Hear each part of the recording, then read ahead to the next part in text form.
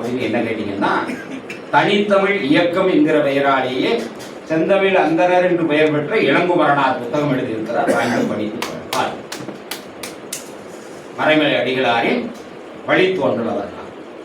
இது ஏதோ திராவிடர் கழக, பெரியார் திராவிடர் கழக, திமுக வெளியீடு அல்ல நண்பர்களே. அவர் சொன்னார், ஒண்ட வந்த பிடாரி ஊர் பிடாரி இடம் கொடுத்து விட்டது அப்படின்னாரு. அப்ப ஒண்ட வந்த பிடாரின்னா யார்? எல்லாம் சிந்திச்சு பாரு. இப்ப பெரியார் தமிழுக்கு எதிரானவரானா இல்ல. அவரு தமிழ் மொழிக்கு முதல்ல தமிழிலே கலைச்சொல் அகராதியை உருவாக்குவதற்கு ஒரு முயற்சி எடுத்தார்கள். 1913 இருந்து அந்த முயற்சி மதுரையிலே தொடங்கப்பட்டு அதற்கு பிறகு அது சென்னை பல்கலைக்கழகத்திற்கு மாற்றப்பட்டு சென்னை பல்கலைக்கழகத்திலிருந்து கிட்டத்தட்ட அந்த கலைச்சொல் அகராதி ஒரு 15-20 ஆண்டு காலத்திற்கு மேல ஒரு 30 ஆண்டு காலம் நடந்துச்சு அந்த கலைச்சொல் அகராதியினுடைய பணி. அதற்கு தலைவர்கள் எல்லாம் யாருன்னு கேட்டா எல்லாம் பார்ப்பனர்கள் தான். அப்ப இத பெரியார் கண்டிச்சு எப்ப எழுதுறாருன்னா 1927 எழுதுறாரு. குடியரசு பத்திரிகையில 7/3/1926 பெரியார் சுயமரியாதை இயக்கம் தொடங்கி ஒரு ஆண்டு காலத்திலே 1926 பெரியார் எழுதுறாரு பாருங்க. இந்தியும் சமஸ்கிருதமும் இப்படி இருக்க தமிழை பற்றியோ வென்றால் தமிழ்நாட்டில் தமிழுக்கென்று தனியா எத்தனை பள்ளிக்கூடம் இருக்கிறது? சமஸ்கிருதத்திற்கு இருக்கும் பள்ளிக்கூடம் அளவில் 4 1/4 இருக்கிறதா? பிராமணர் அல்லாத தமிழ் வித்வான்கள் பேராவது பொதுஜனங்களுக்கு தெரியக்கூடியதாய் இருக்கிறதா? பிரம்மஸ்ரீ உவே சாமிநாத ஐயர், ஸ்ரீலஸ்ரீ ராகவ ஐயங்கார், இன்னும் ஸ்ரீ ஸ்ரீ ஸ்ரீ ஐயர், ஐயங்கார், ஆச்சாரியார், ராவ், சர்மா என்று பிராமண பெயர் தான் தமிழ் வித்வான்கள் லிஸ்டிலும் அடிபடுகிறதை அல்லாமல் பிராமணர் அல்லாதார் பெயர் தெரிகிறதா? இந்த பிராமணர்கள் தான் பழைய தமிழ் காவியங்களின் ஏட்டு பிரதிகளை பிராமணர் அல்லாதாரிடம் இருந்து வாங்கி அதை தங்கள் பிராமண மதத்திற்கு தகுந்தபடி மொழிபெயர்த்துக் கொண்டு அதை அச்சடித்து பிராமணர் அல்லாதாரிடமே யாசகமாய் பணம் வாங்கி அச்சு போட்டு புஸ்தகம் ஒன்றுக்கு 10 ரூபாய் 15 ரூபாய் என்று விற்று கொள்ளையடித்து லட்சக்கணக்கான பணம் சேர்த்துக் கொள்ளுகின்றார்கள். பெரியார் கேட்கிறாங்க, தமிழுக்கு பள்ளிக்கூடம் இருக்கா? சமஸ்கிருதத்துக்கு இத்தனை பள்ளிக்கூடம் இருக்கா? அந்த காலம் 1926 தமிழுக்கு எங்கடா பள்ளிக்கூடம் கேட்கிறார். கேட்டது மட்டுமல்ல, அடுத்து சொல்றாரு நிற்க. அதை எழுதிட்டே சொல்றாரு நிற்க. இப்பொழுது சர்க்காரில் தமிழுக்கு ஏதோ பெரிய யோகிதை கொடுப்பது போல் வேஷம் போட்டு ஒரு தமிழ் அகராதி எழுத கமிட்டி ஏற்படுத்தினார்கள். அதில் தமிழுக்கு வார்த்தைகள் கண்டுபிடித்து அர்த்தம் எழுத தமிழ் படித்த தமிழர் பிராமணர் அல்லாத புலவர்களும் பண்டிதர்களும் எத்தனையோ பெயர் இருக்க அக்கமிட்டிக்கு நமது சார்பாய் பிராமணர்களே அங்கத்தினர்களாக நியமிக்கப்பட்டிருக்கிறார்கள். இதற்காக லட்சக்கணக்கான நம் ரூபாய்களை வருஷ கணக்கில் தின்று கொண்டிருக்கிறார்கள். இந்த பிராமணர்களால் ஏற்பட்ட தமிழ்தான், தமிழ் அகராதிதான் தமிழ்நாட்டிற்கு தமிழாய் தமிழுக்கு ஆதாரமாய் விளங்கப் போகிறது. எப்போ சீமானுடைய பாட்டனுக்கு பாட்டம் போடுறதுக்கு முன்னாடி தமிழுக்கு அகராதி ஒன்று போடும் பொழுது அந்த அகராதி கதை அது பெருங்கதை. அப்பதான் பெரியார் எழுதினார். அந்த அகராதியில 100% விழுக்காடு தமிழுக்கு வடமொழி தான் சேர்த்தாங்க. இதுதான் தமிழ் அகராதினாங்க. அப்போ பெரியார் முதல்ல கண்டிச்சு எழுதுறாரு பாருங்க. 1926 மார்ச் மாசம் 7ஆம் தேதி எழுதினாரு. ஏன்னா ஒரு தமிழை கூட கிடைக்கலையா தமிழ் அகராதிக்கு? இதுக்கும் உவே சாமிநாதன், ராகவ ஐயங்கார் இவங்க தானா, ராவு, சர்மா இவங்க தானா, ஒரு தமிழன் கிடைக்கலையா அப்படின்னு சொன்னதுக்கு பிறகுதான் 1927 வையாபுரி பிள்ளை என்பவரை லெக்சிகன் கமிட்டி அந்த அகராதி குழுவுக்கு போட்டாங்க. அவர் முழுக்க பார்ப்பன அடிமை. பெரியாருக்கு அது தெரியும். ஒண்ணு பாப்பான போடுவான், இல்லாட்டி பாப்பானுக்கு அடிமையா இருக்கிறவன போடுவான். இருந்தாலும் பரவாயில்ல ஒரு தமிழன் போறானே அப்படின்னு நினைச்சார். அதனால கண்டிச்சு எழுதுறான். அதற்கு பிறகு அகராதி என்கிற பெயரிலே, தமிழ் அகராதி என்கிற பெயரிலே தமிழ் கொலையா என்று எழுதுறான். ஏன்னா அவங்க எல்லாம் என்ன கண்டுபிடிச்சிருந்தாங்கன்னா அது முழுக்க சமஸ்கிருத வார்த்தை. அந்த சமஸ்கிருத வார்த்தை தான் தமிழ் அகராதினாங்க. பெரியார் கேட்டாரு, ஏன்னா தண்ணிங்கிறதுக்கு ஜலம் அப்படின்னு நீ தமிழ் அகராதி எழுதுறதுக்கு பதிலா வீட்டுல ஒருத்தங்க கிட்ட தண்ணி கொண்டு வா அப்படிங்கிறதுக்கு ஜலம் கொண்டு வா, தீர்த்தம் கொண்டு வா அப்படின்னு நீ எழுதணும், இதுதான் தமிழ் அப்படின்னு சொன்னா அதுக்கு பதிலா வாட்டர் கொண்டு வான்னு கேட்கறதுல என்னடா தப்புங்க? வாட்டர் கொண்டு வான்னு கேட்டுட்டு போறேன், இதுல என்ன தப்பு? தண்ணீருக்கு ஜலம், தண்ணீருக்கு ஒண்ணும் இல்லைங்க. சேலம் ராமசாமி கவுண்டர் நான் சாதி பின்னோட்ட சொல்றேன்னு நினைக்கிறேன். அந்த காலத்துல அவங்க அப்படி அறியப்பட்டவங்க. தேவனைய பாவாணரை அழைத்து சேலம் கல்லூரியில வேலை போட்டு கொடுத்து இங்கே இருந்து தமிழ் தொண்டாற்றுங்கள் என்று சொன்ன சேலம் ராமசாமியார். அவர் பெரியாருக்கு அடுக்க தொண்டராக இருந்தவர். அப்பேற்பட்டவர் தான் அவங்க தமிழ் அகராதி கமிட்டியில கலை சொல்லாக்க கமிட்டியில இருந்தாங்க. வையாபுரி பிள்ளையும் இருந்தார். வையாபுரியாருக்கும் சேலம் ராமசாமியாருக்கும் கடுமையான விவாதம். என்ன தெரியுமா? கணித சாஸ்திரம் அப்படின்னார் வையாபுரியார். கணித சாஸ்திரம். ராமசாமியார் சொன்னார் கணக்கு நூல்னு சொல்லக்கூடாது, நூல்ங்கிறது வேற. வையாபுரியார் சொன்னார் நூல் என்பது எல்லாமே நூல் தான், எல்லா புத்தகத்தையும் நூல் தான். ஆனா சாஸ்திரம்ங்கிறது வேற. அதனாலதான் இதுக்கு பேர் கணித சாஸ்திரம். ராமசாமியார் ஒப்புக்கொள்ள மாட்டேன். ஏன் நூல்ங்கிறது எவ்வளவு அருமையான தமிழ் சொல். கணித நூல்னு எழுதுனா என்ன? நீ பாதி நான் பாதி வச்சுக்கலாம். நீ கணிதங்கிற நான் கணக்குங்கிற கணிதம்னு வச்சு கணித நூல்னு எழுதுனார். ஒத்துக்கவே இல்லை வையாபுரியார்.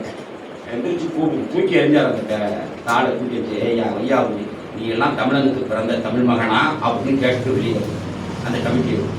அந்த வரலாறுலாம் சீமானுக்கு தெரியும். சும்மா இன்னைக்கு பேசலாம் தமிழுக்கு என்ன.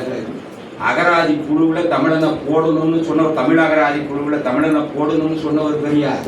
அந்த அகராதி வடமொழிகளாக மொழிபெயர்க்கப்பட்ட பொழுது தமிழ் மொழியில தூய தமிழ் மொழியில இல்லை என்று சொன்னார்.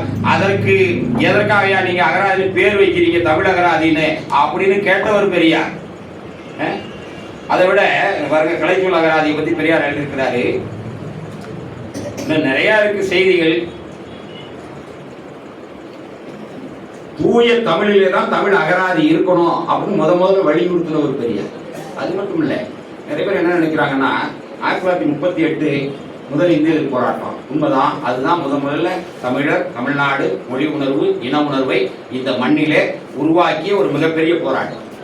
ஆனால் நிறைய இந்த சீமான் தம்பிமார்கள் அதுபோல மணியரசனார் இவர்கள்லாம் அது தமிழறிஞர்கள் உருவாக்கின போராட்டம், அதில் போய் இவங்கெல்லாம் உள்ள பூந்து பெரியாரெல்லாம் கெடுத்துட்டாரு அப்படின்லாம் பேசினாங்க. அதுக்கு நிறைய பதிலெலாம் கொடுத்தாரு. ஆனால் அந்த 38 ராஜாஜி இந்திய திணிச்ச உடனே அடுத்த நாளே போராட்டம் வெடிச்சு கிளம்பிடுச்சான்னா இல்லவே இல்லை.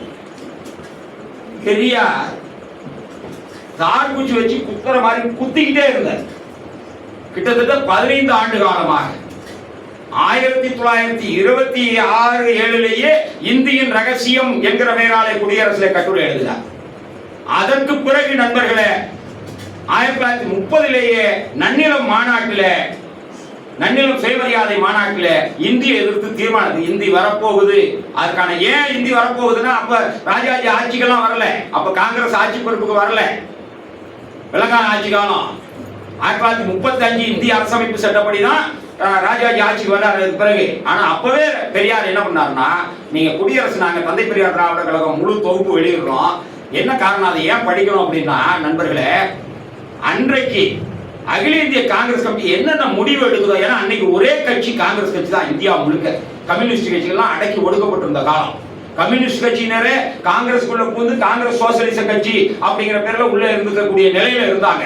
அப்படிப்பட்ட நிலையில ஒரே கட்சியா இருந்த காங்கிரஸ் கட்சி என்ன முடிவு எடுக்குது அது இந்தியா முழுக்க பாதிச்சது. அப்போ ஒவ்வொரு அகில இந்திய காங்கிரஸ் கமிட்டிலையும் என்ன முடிவு எடுத்தாங்கிறத நீங்க காங்கிரஸ் பத்திரிகையில கூட பார்க்க முடியாது, குடியரசுல பார்க்கலாம்.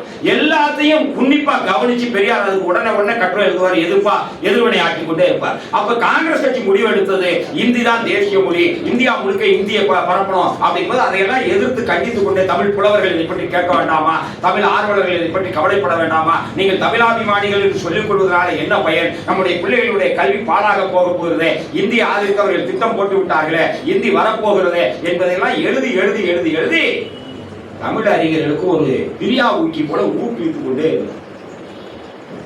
38 இந்தியர் போராட்டம் ஒரே நாள்ல திட்டமிட்டு உடனே அன்னைக்கு காலையில ராஜாஜி அறிவிச்சோன்னா சாயந்தரம் தொடங்குறது இல்லை. அதற்கு பெரியார் எடுத்த முயற்சி பெரும் முயற்சி.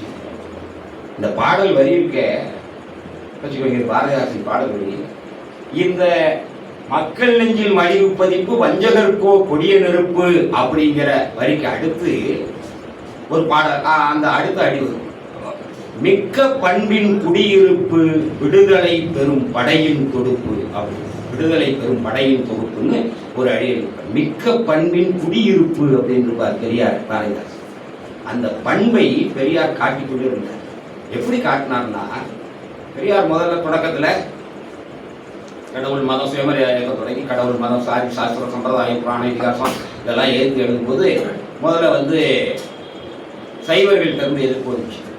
அவங்க என்ன நினைச்சாங்கன்னா, இவர் வைணவர், பெரியார் நாமம் வருவர் இல்லையா, வைணவர், அதனால சைவத்தை கண்டிச்சிருந்தாரு அப்படின்னு. பெரியார் உடனேயோ வேற நான் எனக்கு நாமமாவது பட்டையாவதுட்டு டக்குன்னு சந்திரசேகர பாவலை கூப்பிட்டு வால்மீகி ராமாயண ஆராய்ச்சின்னு எழுதுனார். பண்டிதர் ஈமுசு குடியரசு பத்திரிகையில ராமாயண ஆராய்ச்சின்னு. சைவர்களுக்கு திகைப்பாய் போச்சு. நாமம் போட்டவன் பட்டையை போட்டவனை வந்து கண்டிக்கிறான்னு நினைச்சா இப்போ வந்து நாமத்தையே கண்டிக்க ஆரம்பிச்சிட்டாரே அப்படின்னு. இந்த நிலையில சைவர்களுடைய நிலை எப்படி இருந்ததுன்னா, இவங்க எல்லாம் வந்து கடவுளை திட்டுறாங்க, சைவத்தை திட்டுறாங்க அப்படின்னு. மறைமலை அடிகளார் அப்போ சைவத்தை ரொம்ப தீவிரமாக அவர் வந்து சைவ பரப்புனராக இருந்த அந்த காலகட்டத்தில் அவர் வந்து என்ன பண்றாருன்னா, ராயப்பேட்டை முகானந்த நிலையம் என்கிற ஒரு அரங்கம், அந்த அரங்கத்துல அவர் பேசுறார். மறைமலை அடிகளார் பேசுனார்.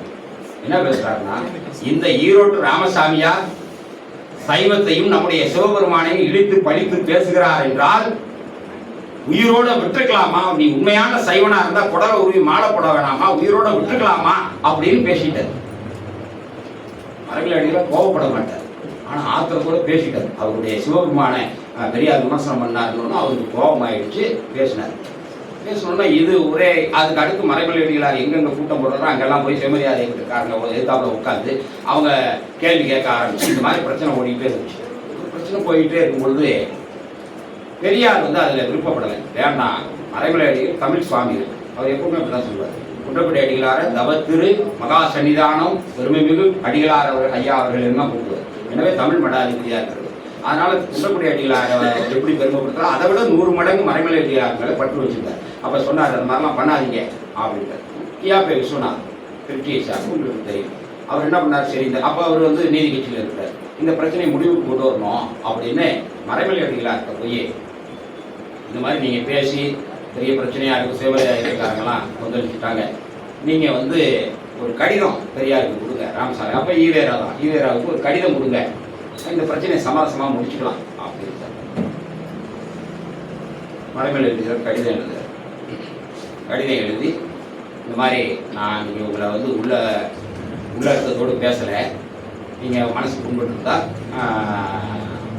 தவறாக நினச்சிக்க வேணாம், நீங்கள் வந்து சைவத்தை இது பண்ணீங்க, நான் சைவத்து மேலே பற்று உடையவேன், அதனால் அப்படி பேச வேண்டிய நேரத்தில் இருக்கிறது தவிர வேற ஒன்றும் எனக்கு உள்நோக்கம் இல்லை அப்படின்னு ஒரு கடிதம் எழுதி கியாபே விஸ்வநாத் 2 பேர் கூட போனாங்க. பேர் தெரிஞ்சவர் கியாபே, அவர்கிட்ட கொடுத்துட்டார். கியாபே விஸ்வநாத் என்ன பண்ணிட்டாரு, நேராக கொண்டு போய் திராவிடன் பத்திரிகையில் கொடுத்தார். திராவிடன் பத்திரிகையில் என்ன ஆயிடுச்சுன்னா, மறைமலை அடிகள் மன்னிப்பு கடிதம் அப்படின்னு போட்டு அதை பிரசவம் பண்ணிட்டாங்க. பெரியார் துடிச்சு போயிட்டார். துடிச்சு போய் அடுத்த உடனே 2 நாள் அடுத்து குடியரசுல நான் சுவாமி வேதாச்சலம் அவர்களிடம் மறைமலை அடிகளோடும் மன்னிப்பு கேட்கிறேன். ஏன்னா மறைமலை அடிகளோட பெயர் இயற்பெயர் வேதாச்சலம். வேதாச்சலம் சுவாமிகளிடத்துல நான் மிகுந்த அன்பு கொண்டவன், பக்தி கொண்டவன், அதெல்லாம் வேற, அவரு எங்க மேல அன்பு வச்சிருக்காரு அப்படின்னா அது 1928 வந்த கட்டுரை படிச்சு பார்த்தீங்கன்னா உருக்கமாக இருக்கும், தண்ணீர் போகும். என்னன்னா அந்த அளவுக்கு மறைமலை அடிகளார் பெருமைப்படுத்தி எனக்கு இடையில இருக்கிற நண்பர்களை நம்பக்கூடாதுன்றது இப்போ தெரிஞ்சு போச்சு. இவங்க அந்த கடிதத்தை வாங்கிட்டு வந்தவங்க நேராக கொண்டு திராவிட பத்திரிகையில கொடுத்து அதை மறைமலை அடிகள் மன்னிப்பு கடிதம் போட்டாங்க பாருங்க, எனக்கு அப்படியே மனசு துடிக்குது. இன்னமும் நான் மனமாற நெஞ்சார உருகி நான் மறைமலை அடிகள் சுவாமிகள் இடத்துல மன்னிப்பு கேட்டுக்கொள்கிறேன் என்று பெரியார் எழுதினார். எந்த ஈவேராவை நீ உயிரோட விட்டியா புடலை உருவி போட வேணாமான்னு சொன்ன மறைமலை அடிகளார் அப்படியே பனி மாதிரி உருகிட்டார். பெரியாரோட பண்பை பார்த்து உருகிட்டார். அவர் எழுதுகிற புத்தகத்தை கொண்டு வந்து கொடுக்க சொல்லுப்பா, நான் படிக்கணும்னார் மறைமலை அடிகளார். நாட்குறிப்பில் அவருடைய பையன் எழுதுகிறார், மறை திருநாவுக்கரசு அந்த நாட்குறிப்பை தொகுத்து கொடுக்குறார், படிப்பாங்க. அவரு அந்த இதை கொண்டு வந்து புத்தகம் பெரியார் புத்தகத்தை வாங்கிக்குவாருன்னு சொல்லி வாங்கி படிப்பு வச்சார் பெரியார். உடனே மறைமலை அடிகளார் என்ன பண்ணுறாரு, அதுக்கு நன்றி கடிதம் எழுதி அந்த புத்தகத்துடைய தொகையை அனுப்புனார். அதுவும் தெரியாது, இலவசமாக எதையும் கொடுக்காது, ஆனால் தொகையை திருப்பி அனுப்பி இது நான் உங்களுக்காக கொடுத்தது, நீங்கள் படிங்க, எங்கள் கருத்து என்னன்னு தெரிஞ்சுக்கோங்க, படிக்கணுங்கிறதுக்காக கொடுத்த தொகை வேண்டாம் அப்படின்னு திருப்பி அனுப்பிச்சிட்டார். அந்த பண்பு 1935 அதே மறைமலை அடிகளாரின் அறிவுரை கொத்து நூலை பல்கலைக்கழகத்தின் பாடத்திட்டத்திலிருந்து எடுத்த பொழுது தந்தை பெரியார் தமிழ்நாடு முழுக்க இருக்கக்கூடிய சுயமரியாதை சங்கங்கள் நம்முடைய இயக்கம் ஊருக்கு ஊர் தீர்மானம் போட்டு மறைமலையாருடைய அந்த அறிவுரை குறித்து நூலை பாடப்புத்தகத்தில் வைக்க வேண்டும் என்று சொல்லி தீர்மானம் போட்டு அரசாங்கத்துக்கு நெருக்கடி கொடுத்து மீண்டும் பாடப்புத்தகத்தில் வைக்க சொன்ன அந்த உணர்வு தான் 1938 மறைமலையடிகளாரையும் காவி உடை அணிந்த மறைமலையடிகளாரையும் கருப்புடை அணிந்த பெரியாரையும் ஒரு மேடையில் ஒருங்கிணைச்சு. சும்மா ஒரு நாள் நாவலர் சோமசுந்தர பாரதியார் இந்திய போராட்டத்தில் முன்வரிசையில் இருந்தார்னு சொன்னால் இந்திய போராட்டத்தினுடைய அந்த இன்னொன்று சொல்லட்டுமா, இந்திய போராட்டத்தில் நாவலர் சோமசுந்தர பாரதியார் முன்வரிசையில் நிற்கும் பொழுது கூட அவர் இந்தி வாரியத்தின் ஆயுட்கால உறுப்பினர். அதை ஒரு மேடையிலே சொல்லி பேசுறேன். நான் இன்னைய வரைக்கும் காங்கிரஸ்காரன், இந்தி பரப்பும் கமிட்டியினுடைய ஆயுட்கால உறுப்பினர் அப்படின்னு பேசுறேன். அப்படிப்பட்ட ஒரு இந்திய போராட்டத்துக்கு எப்படி வந்தாரு? நாவலர் சோமசுந்தர பாரதியார் ஒரு மாநாட்டுக்கு தலைமை தாங்கிறதுக்கு பெரியார் அழைச்சி நாவலர் சோமசுந்தர பாரதியார் பேசிக் கொண்டிருக்கும் பொழுது அப்போ ஜீவானந்தம், வல்லத்தரசு, எம்.கே. குப்தா போன்றவர்கள் அவங்க சோமசுந்தர பாரதியாரை எதிர்த்து கேள்வி கேட்டு ஒரு காங்கிரஸ்காரர் எப்படி சுயமரியாதை இயக்க மேடையில் வந்து ஏறலாம், அவர் வந்து பக்தியாளர், அவர் எப்படி இங்க வந்து மேடை ஏறி பேசலாம், தலைமை ஏற்கலாம் அப்படின்லாம் ரொம்ப கலாட்டா பண்ணும் பொழுது பெரியார் எல்லாரையும் அடக்கிட்டு நாவலர் சோமசுந்தர பாரதியார்ட்ட மனமுறை மன்னிப்பு கேட்டு அதுக்கு அடுத்து எழுதினாரு, நீங்க பேசினவங்களாம் இளவட்ட பசங்க ஏதோ தவறா பேசுறீங்க, நான் அந்த மாதிரி இளவட்டம்னு சொல்லி தப்பிச்சிக்க முடியாது, உங்களெல்லாம் வழி நடத்துறேன், நீங்க நடந்துக்கிற யோகியதையை பார்த்தா இனிமேல் மாநாடு நடத்த வேண்டாம், நான் ஒருத்தரே தெருவில் நின்று கத்தனா போதும் கொடுத்து ஒரு பெரிய கூட்டிட்டு வந்து இப்படி அவமானப்படுத்தலாமான்னு மனமுறை எழுதினார். அந்த பண்பு தான் நாவலர் சோமசுந்தர பாரதியார இந்திய போராட்ட காலத்தில் கொண்டு வந்து நிறுத்திச்சு. நண்பர்களே, இது சாதாரணமானது இல்லை. அதுக்கு 1933 ஒன்று ரெண்டு செய்தி சொல்லி முடிச்சிருக்கிறேன். 1933 தமிழ் அன்பர் மாநாடுன்னு ஒரு மாநாடு கூட்டினாங்க. தமிழ் அன்பர்கள் மாநாடு சென்னையில் 4 கட்டுரைகளை குடியரசு பத்திரிகையில் தொடர்ச்சியாக அதை எதிர்த்து எழுதினார். ஏன் இந்த தமிழன்பர்கள் மாநாட்டை எதிர்த்து எழுதினாங்கன்னா, அது ஊவே சாமிநாதையர், மு. ராகவையங்கார், இன்னும் பல்வேறு கே.வி. கிருஷ்ணசாமி ஐயர், இவங்கெல்லாம் கல்கி சதாசிவ ஐயர், இவங்கெல்லாம் முன்னாடி இருந்து அந்த மாநாட்டை நடத்துறாங்க. எதற்காக அந்த மாநாடுன்னா, அரசாங்கம் அப்போ பாடத்திட்டம் தமிழுக்குன்னு பாடத்திட்டத்தை உருவாக்குறதுக்கு ஏற்பாடு பண்றாங்க. அப்போ பாடத்திட்டத்தை உருவாக்க ஏற்பாடு பண்ணும்போது புத்தக பிரசுராலய குழு, இப்போ பதிப்பகம்னு சொல்றோம்ல, அப்போ புத்தக பிரசுராலய குழு, அந்த குழுவினர் யாருன்னா முழுக்க அப்போ புத்தகம் வெளியிட்டு இருந்தவங்க பார்ப்பனது. அவங்க என்ன சொன்னாங்க, பாடத்திட்டத்தை வெளியிட பிள்ளைகளுக்கு பாடத்திட்டத்தை ஏற்பாடு பண்ற முடிவை நாங்க எடுத்துக்கிறோம், எங்ககிட்ட கொடுத்துருங்க, நாங்க பொறுப்படுத்த அதை செஞ்சு தர்றோம் அப்படிங்கிற அளவில் அந்த மாநாட்டை கூட்டி அரசு அதிகாரிகள்லாம் கூட்டி ஒரு முயற்சி எடுக்கும் பொழுது பெரியார் அதை கண்டிச்சு, சாத்தன்குளம் ராகம் அதை கண்டிச்சு 3 கட்டுரை எழுதினார். பெரியார் அதுக்கு பிறகு 2 கட்டுரை எழுதினார். கிட்டத்தட்ட 4-5 கட்டுரைகள் தொடர்ச்சியாக எதற்காக, நம்முடைய பள்ளி பிள்ளைகளின் பாடத்திட்டத்திலே பார்ப்பனியம் நுழைய பார்க்கிறது என்பதை கண்டு தொடர்ச்சியாக எழுதினார். அந்த மாநாட்டுக்கே குத்துசி குருசாமி தலைமையில தோழர்கள் போய் அந்த மாநாட்டில் போடப்பட்ட தீர்மானத்தை எல்லாம் எதிர்த்து முறியடிச்சாங்க. ஏன்னு கேட்டீங்கன்னா, அந்த மாநாட்டுக்கு மறைமலையடிகளாருக்கு அழைப்பு போச்சு. நல்லா தெரிஞ்சுங்க, மறைமலையடிகளாருக்கு அழைப்பு போச்சு, நீங்க வந்து இந்த மாநாட்டில் கலந்துக்கணும். மறைமலையடிகளார் மறுத்துட்டார். ஏன் மறுத்துட்டாருன்னா, இதுல ஒண்ணு கூட தமிழ் பேரே காணாம, அந்த மாநாட்டு அழைப்புதல ஒண்ணு கூட தமிழ் பேர். பொருளாளருக்கு என்ன தெரியுங்களா போட்டிருந்தாங்க, கஜானாஜி அப்புசாமின்னு போட்டிருந்தாங்க. பொருளாளர் பேருனா கஜானாஜி. இன்னைக்கு RSSல தான் பொருளாளர் கிடையாது, கஜானாஜி இந்த பேர் அப்போ போட்டிருந்தாங்க. இதெல்லாம் தலைவர் அக்ர சாணாதிபதி அப்படின்னு போட்டிருந்தாங்க, உப தலைவர் உப அக்ர சாணாதிபதி அப்படின்னு போட்டிருந்தாங்க. இதெல்லாம் பார்த்துட்டு மறைமலையார் சொன்னாரு, இது அவருடைய கொள்கை என்னன்னா, தனித்தமிழ் இயக்கம் கண்டதுக்கு பிறகு தனித்தமிழ் இல்லாத மேடைகளில் நான் ஏறுவதில்லை. அது கூட அவருக்கு மதிப்புரை எழுதுவதற்கு நிறைய புத்தகங்களை கொண்டு வந்து கொடுப்பாங்க. தனித்தமிழில் இல்லாத புத்தகங்களுக்கு நான் மதிப்புரை எழுதுவதில்லை. இது கடைசி வரைக்கும் அவர் கொள்கையாக கடைபிடித்தார். ஆனா அப்படிப்பட்ட கொள்கையை கொண்ட மறைமலை அடிகளார் தனித்தமிழே இல்லாம தப்பும் தவறுமா பத்திரிகை நடத்தின குடியரசு பத்திரிகையை வாங்கி படிச்சார். குடியரசு போட்ட மேடையில ஏறி பேசினார்னா நீங்க யோசிச்சு பாருங்க, தனித்தமிழ் இல்லாத எந்த பத்திரிகை நான் படிக்க மாட்டேன், எந்த இதற்கும் மதிப்புரை எழுத மாட்டேன், தனித்தமிழ் இல்லாத மேடையில ஏற மாட்டேன்னா பெரியார் தனித்தமிழ் பேசியவர் அல்ல. ஆனா மறைமலை நம்முடைய மேடையில் ஏறினார். இந்த பயில சில்ரா பயில வழக்கமாத்துக்கு பட்டு கொஞ்சம் கட்டின மாதிரி இங்கே ஒரு 10 பேர் நின்றுட்டு, மறைமலை அடிகளாரை விட நாவலர் சோமசுந்தர பாரதியாரை விட இன்னும் பல்வேறு தமிழ் அறிஞர் பெருமக்கள் பண்டிதர் ஈமுசுவை விட நீங்கள் என்ன தமிழை பத்தி தெரிஞ்சுக்கிட்டீங்க, பெரியார் தமிழுக்கு என்ன செஞ்சாருன்னு நீங்க என்ன தெரிஞ்சுக்கிட்டீங்க? அதுல ஒரு அம்மா புதுசா அவனுக்கு புதுசா கிடைக்குது பாருங்க, புதிய பிசுறுகள். ஏற்கனவே ஒரு பிசுறு அது போயிடுச்சு. இப்போ புது பிசுறு ஒன்று அது சொல்லுது. சண்டே அப்சர்வர் பாலசுப்ரமணியம், அந்த சண்டே அப்சர்வர் பாலசுப்ரமணியம் திராவிட இயக்கத்துடைய மூத்த முன்னோடி. அந்த மூத்த முன்னோடி 1957 நாடாளுமன்ற தேர்தல் நிற்கும் போது எதிர்த்து நின்ற பார்ப்பனர் டிடி கிருஷ்ணமாச்சாரிய பெரியார் ஆதரிச்சாரு, இந்த ஈவே ராமசாமி வெங்காயம் ஆதரிச்சது அப்படின்னு அந்த அம்மா பேசுறாங்க. உனக்கு என்ன வரலாறு? 1957 நாடாளுமன்ற தேர்தலில் சண்டே அப்சர்வர் பாலசுப்ரமணியம் நாடாளுமன்ற தேர்தலில் சுயேட்சையாக போட்டியிட்டார். பெரியார் இடத்துல வந்து ஆதரவு கேட்டார். நான் ஆதரிக்க மாட்டேன், நான் காமராஜரை ஆதரிக்கிறேன், காமராஜர் ஆட்சி ஆதரித்து நிற்கிறேன். அந்த காமராஜர் ஆட்சி, அந்த காமராஜர் யாரை வேட்பாளராக நிறுத்துகிறாரோ அவரை ஆதரிப்பது என்று நாங்கள் முடிவெடுத்து விட்டோம். எனவே தென்சென்னை தொகுதியில் டிடி கிருஷ்ணமாச்சாரியை ஆதரிக்கிறது முடியாது. இந்த ஸ்ரீரங்கத்தில் வாசுதேவன் ஐயங்கார் ஆதரிச்சு பேசியிருக்கிறார் பெரியார் ஸ்ரீரங்கம் சட்டமன்ற தொகுதியில். பார்ப்பனர்கள் பேருக்காக இல்லை. அப்ப கேட்டப்ப என்ன சொன்னார்? அந்த 4 பாப்பா ஜெயிச்சா யாரு கை தூக்க போறான்? காமராஜருக்கு தானே கை தூக்க போறான், தூக்கிட்டு போ. அந்த காமராஜர் வந்தா என்ன செய்ய போறாரு? பிள்ளைங்களுக்கு பள்ளிக்கூடம் தான் திறக்க போறாரு, நம்ம பிள்ளைகளுக்கு படிக்க வைக்க தானே போறாரு, போ அப்படின்னு. அது காங்கிரஸ் முடிவியா? அதுல போய் நாம எப்படி தலையிட முடியும்? அவங்க எடுத்துட்டாங்க, நான் ஆதரிக்கிறேன் அப்படின்னு. அப்ப சண்டே அப்சர்வர் பாலசுப்ரமணியம் வந்து கேட்கும் பொழுதும் மறுத்த. அதுக்காக பெரியார் மேல அவர் கோபம் கொள்ளலையே, பெரியார் மேல வருத்தப்படலையே. இறுதி வரை என் தலைவர் பெரியார் என்று சொன்னவர் Sunday Observer Balasubramaniam. Sunday Observer என்கிற ஒரு ஆங்கில பத்திரிகை நடத்தி கொண்டிருந்தது. இன்னொன்று தெரியுமா? 1957 அந்த இந்திய சட்ட எரிப்பு போராட்டத்தை பற்றி நம்முடைய கோவன் அவர்கள் சொன்னார்களே, அந்த சட்ட எரிப்பு போராட்டத்தில் 20 உயிர்களை பலி கொடுத்தவன் இந்த திருச்சி சிறையில அனல்மேடு வெள்ளைச்சாமி, பட்டுக்கோட்டை ராமசாமி 2 பேர் இறந்து போனார்களே. அப்படிப்பட்ட சூழ்நிலையில தந்தை பெரியாரும் சிறையில் இருக்கிற அந்த நேரத்தில் பெரியாரை விடுதலை செய்க என்று நாடு முழுக்க நடைபெற்ற கண்டன கூட்டத்தில், சென்னையிலே நடைபெற்ற பல்வேறு கண்டன கூட்டங்களிலே கலந்து கொண்டவர் சண்டே அப்சர்வர் பாலசுப்ரமணியம் அவர்களின் மனைவி இந்திராணி பாலசுப்ரமணியம். நீ என்ன கண்டுகிட்ட? நீ பெரியாரை பத்தி, பெரியார் இயக்கத்தை பத்தி, சண்டே அப்சர்வர் பாலசுப்ரமணியத்தை பத்தியும்.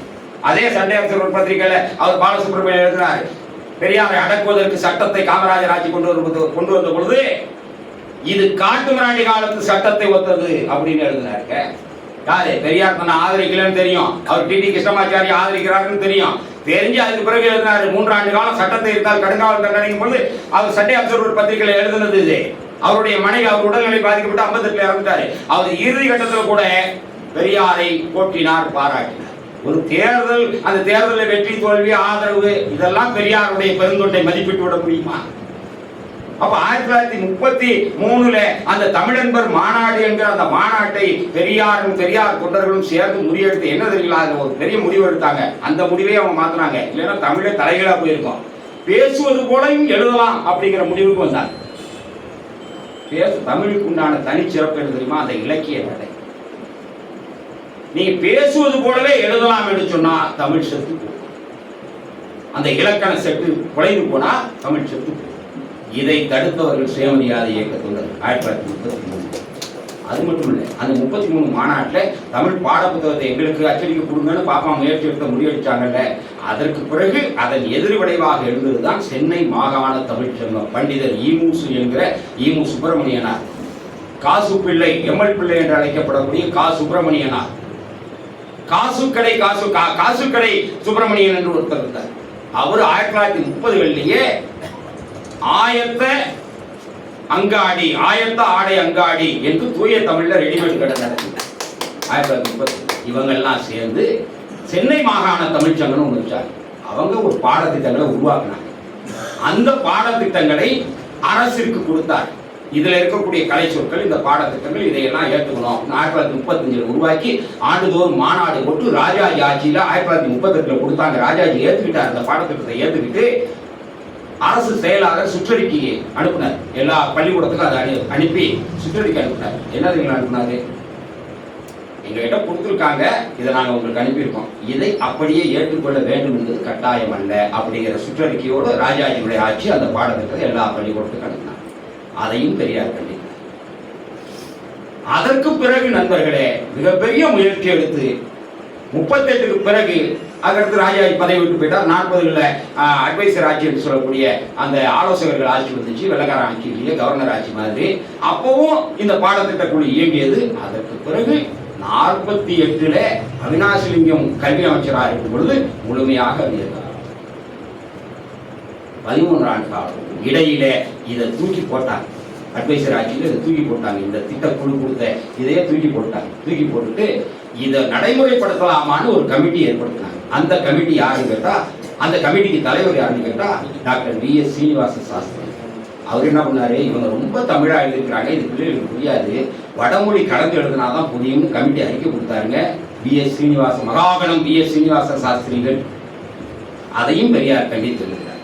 இன்றைக்கு இருக்கிற பாடத்திட்டத்தை, பிள்ளைகள் படிக்கிற பாடத்திட்டத்தை ஒழுங்கமைப்பதற்கு தமிழ்நாட்டிலே இவ்வளவு பெரிய முயற்சிகள் நடந்தன. ஒவ்வொன்றிலும் பெரியாரின் பங்களிப்பு, பெரியார் தொண்டர்களின் பங்களிப்பு சாதாரணமானது.